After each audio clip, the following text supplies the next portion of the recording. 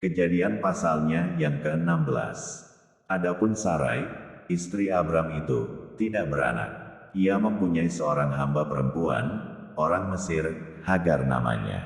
Berkatalah Sarai kepada Abram, "Engkau tahu, Tuhan tidak memberi aku melahirkan anak. Karena itu baiklah hampiri hambaku itu, mungkin oleh dialah aku dapat memperoleh seorang anak." Dan Abram mendengarkan perkataan Sarai. Jadi Sarai, istri Abram itu, mengambil Hagar, hambanya, orang Mesir itu, yakni ketika Abram telah 10 tahun tinggal di tanah Kanaan, lalu memberikannya kepada Abram, suaminya, untuk menjadi istrinya. Abram menghampiri Hagar, lalu mengandunglah perempuan itu. Ketika Hagar tahu bahwa ia mengandung, maka ia memandang rendah akan nyonyanya itu. Lalu berkatalah Sarai kepada Abram, "Penghinaan yang kuderita ini adalah tanggung jawabmu, akulah yang memberikan hambaku ke pangkuanmu." Tetapi baru saja ia tahu bahwa ia mengandung, ia memandang rendah akan aku. Tuhan kiranya yang menjadi hakim antara aku dan engkau. Kata Abram kepada Sarai, "Hambamu itu di bawah kekuasaanmu, perbuatlah kepadanya apa yang kau pandang baik." Lalu Sarai menindas Hagar, sehingga ia lari meninggalkannya. Lalu malaikat Tuhan menjumpainya dekat suatu mata air di padang gurun, yakni dekat mata air di jalan ke Syur. Katanya, "Hagar, hamba Sarai, dari manakah datangmu dan kemanakah pergimu?" Jawabnya, "Aku lari meninggalkan Sarai, nyonyaku." Lalu kata malaikat Tuhan itu kepadanya, "Kembalilah kepada nyonyamu, biarkanlah engkau ditindas di bawah kekuasaannya." Lagi kata malaikat Tuhan itu kepadanya, "Aku akan membuat sangat banyak keturunanmu, sehingga tidak dapat dihitung karena banyaknya." Selanjutnya kata malaikat Tuhan itu kepadanya, "Engkau mengandung dan akan melahirkan seorang anak laki-laki dan akan menamainya Ismail, sebab Tuhan telah mendengar tentang penindasan atasmu itu. Seorang laki-laki yang lakunya seperti keledai liar, demikianlah nanti anak itu, tangannya akan melawan tiap-tiap orang dan tangan tiap-tiap orang akan melawan dia, dan di tempat kediamannya ia akan menentang semua saudaranya."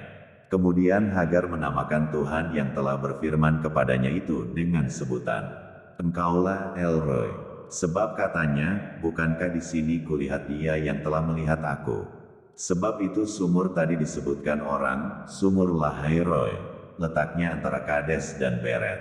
Lalu Hagar melahirkan seorang anak laki-laki bagi Abram dan Abram menamai anak yang dilahirkan Hagar itu Ismail.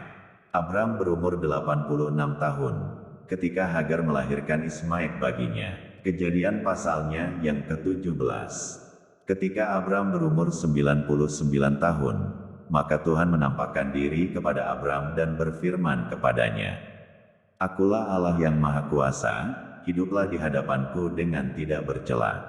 Aku akan mengadakan perjanjian antara aku dan engkau, dan aku akan membuat engkau sangat banyak." Lalu sujudlah Abram, dan Allah berfirman kepadanya, "Dari pihakku, inilah perjanjianku dengan engkau. Engkau akan menjadi bapa sejumlah besar bangsa. Karena itu namamu bukan lagi Abram, melainkan Abraham, karena engkau telah kutetapkan menjadi bapa sejumlah besar bangsa. Aku akan membuat engkau beranak cucu sangat banyak, engkau akan kubuat menjadi bangsa-bangsa, dan daripadamu akan berasal raja-raja. Aku akan mengadakan perjanjian antara aku dan engkau serta keturunanmu turun-temurun menjadi perjanjian yang kekal, supaya aku menjadi Allahmu dan Allah keturunanmu. Kepadamu dan kepada keturunanmu akan kuberikan negeri ini yang kau dayami sebagai orang asing, yakni seluruh tanah Kanaan akan kuberikan menjadi milikmu untuk selama-lamanya, dan aku akan menjadi Allah mereka." Lagi firman Allah kepada Abraham, "Dari pihakmu, engkau harus memegang perjanjianku, engkau dan keturunanmu turun-temurun. Inilah perjanjianku, yang harus kamu pegang, perjanjian antara aku dan kamu serta keturunanmu, yaitu setiap laki-laki di antara kamu harus disunat, haruslah dikerat kulit khatanmu dan itulah akan menjadi tanda perjanjian antara aku dan kamu.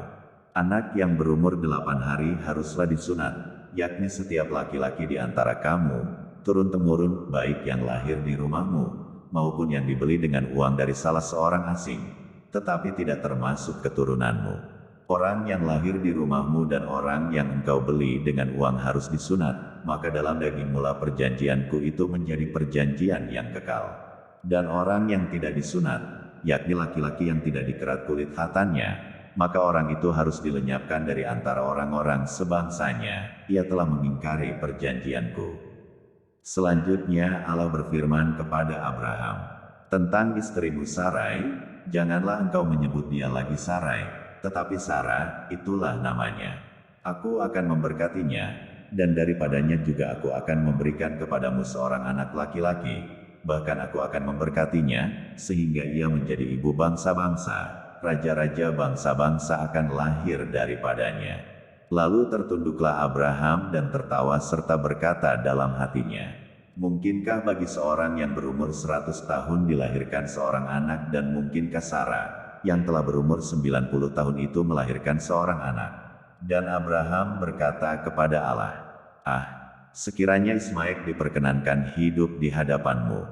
Tetapi Allah berfirman, tidak, melainkan istrimu Sarahlah yang akan melahirkan anak laki-laki bagimu, dan engkau akan menamai dia Ishak, dan aku akan mengadakan perjanjianku dengan dia menjadi perjanjian yang kekal untuk keturunannya.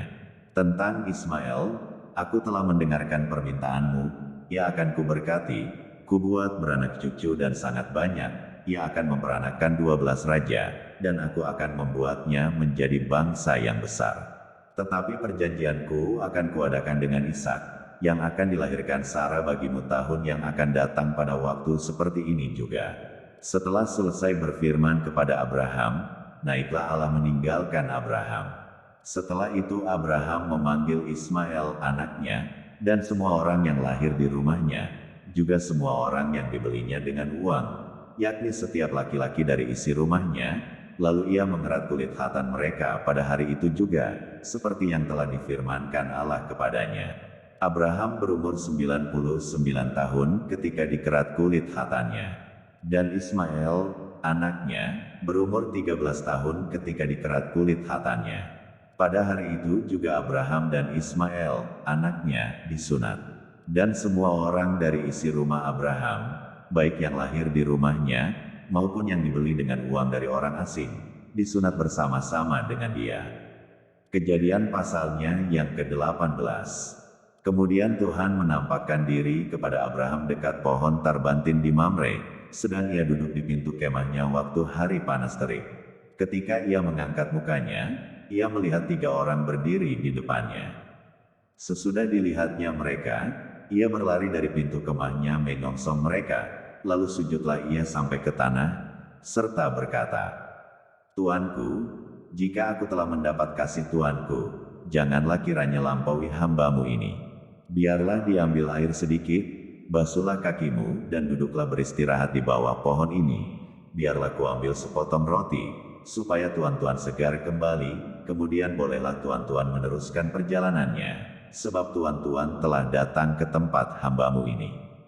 Jawab mereka, perbuatlah seperti yang kau katakan itu. Lalu Abraham segera pergi ke kemah mendapatkan Sarah serta berkata, segeralah, ambil 3 sukat tepung yang terbaik, remaslah itu dan buatlah roti bundar. Lalu berlarilah Abraham kepada lembu sapinya. Ia mengambil seekor anak lembu yang empuk dan baik dagingnya dan memberikannya kepada seorang bujangnya. Lalu orang ini segera mengolahnya. Kemudian diambilnya dadi dan susu serta anak lembu yang telah diolah itu. Lalu dihidangkannya di depan orang-orang itu, dan ia berdiri di dekat mereka di bawah pohon itu, sedang mereka makan. Lalu kata mereka kepadanya, di manakah Sarah, istrimu? Jawabnya, di sana, di dalam kemah, dan firman-Nya, sesungguhnya aku akan kembali tahun depan mendapatkan engkau. Pada waktu itulah Sarah, istrimu, akan mempunyai seorang anak laki-laki. Dan Sarah mendengarkan pada pintu kemah yang di belakangnya. Adapun Abraham dan Sarah telah tua dan lanjut umurnya, dan Sarah telah mati haid. Jadi tertawalah Sarah dalam hatinya, katanya, akan berahikah aku setelah aku sudah layu, sedangkan tuanku sudah tua? Lalu berfirmanlah Tuhan kepada Abraham, mengapakah Sarah tertawa dan berkata, sungguhkah aku akan melahirkan anak, sedangkan aku telah tua? Adakah sesuatu apapun yang mustahil untuk Tuhan? Pada waktu yang telah ditetapkan itu, tahun depan, aku akan kembali mendapatkan engkau. Pada waktu itulah Sarah mempunyai seorang anak laki-laki. Lalu Sarah menyangkal, katanya, "Aku tidak tertawa, sebab ia takut, tetapi Tuhan berfirman, 'Tidak, memang engkau tertawa.'" Lalu berangkatlah orang-orang itu dari situ dan memandang ke arah Sodom, dan Abraham berjalan bersama-sama dengan mereka untuk mengantarkan mereka. Berpikirlah Tuhan, apakah aku akan menyembunyikan kepada Abraham apa yang hendak kulakukan ini? Bukankah sesungguhnya Abraham akan menjadi bangsa yang besar serta berkuasa, dan oleh dia segala bangsa di atas bumi akan mendapat berkat. Sebab aku telah memilih dia, supaya diperintahkannya kepada anak-anaknya dan kepada keturunannya supaya tetap hidup menurut jalan yang ditunjukkan Tuhan, dengan melakukan kebenaran dan keadilan, dan supaya Tuhan memenuhi kepada Abraham apa yang dijanjikannya kepadanya. Sesudah itu berfirmanlah Tuhan, "Sesungguhnya banyak keluh kesah orang tentang Sodom dan Gomora dan sesungguhnya sangat berat dosanya. Baiklah aku turun untuk melihat, apakah benar-benar mereka telah berkelakuan seperti keluh kesah orang yang telah sampai kepadaku atau tidak, aku hendak mengetahuinya." Lalu berpalinglah orang-orang itu dari situ dan berjalan ke Sodom, tetapi Abraham masih tetap berdiri di hadapan Tuhan. Abraham datang mendekat dan berkata, "Apakah engkau akan melenyapkan orang benar bersama-sama dengan orang fasik? Bagaimana sekiranya ada 50 orang benar dalam kota itu? Apakah engkau akan melenyapkan tempat itu dan tidakkah engkau mengampuninya karena ke-50 orang benar yang ada di dalamnya itu? Jauhlah kiranya daripadamu untuk berbuat demikian, membunuh orang benar bersama-sama dengan orang fasik, sehingga orang benar itu seolah-olah sama dengan orang fasik. Jauhlah kiranya yang demikian daripadamu. Masakan hakim segenap bumi tidak menghukum dengan adil?"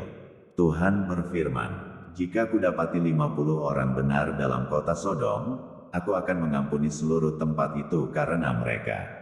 Abraham menyahut, "Sesungguhnya aku telah memberanikan diri berkata kepada Tuhan, walaupun aku debu dan abu. Sekiranya kurang 5 orang dari ke-50 orang benar itu, apakah engkau akan memusnahkan seluruh kota itu karena yang 5 itu?" Firman-Nya, "Aku tidak memusnahkannya, jika kudapati 45 di sana." Lagi Abraham melanjutkan perkataannya kepadanya, "Sekiranya 40 didapati di sana," firman-Nya, "aku tidak akan berbuat demikian karena yang 40 itu." Katanya, "Janganlah kiranya Tuhan murka, kalau aku berkata sekali lagi. Sekiranya 30 didapati di sana," firman-Nya, "aku tidak akan berbuat demikian, jika kudapati 30 di sana." Katanya, "Sesungguhnya aku telah memberanikan diri berkata kepada Tuhan, sekiranya 20 didapati di sana," firman-Nya, "aku tidak akan memusnahkannya karena yang 20 itu." Katanya, "Janganlah kiranya Tuhan murka, kalau aku berkata lagi sekali ini saja. Sekiranya 10 didapati di sana," firman-Nya, "aku tidak akan memusnahkannya karena yang 10 itu." Lalu pergilah Tuhan, setelah ia selesai berfirman kepada Abraham, dan kembalilah Abraham ke tempat tinggalnya.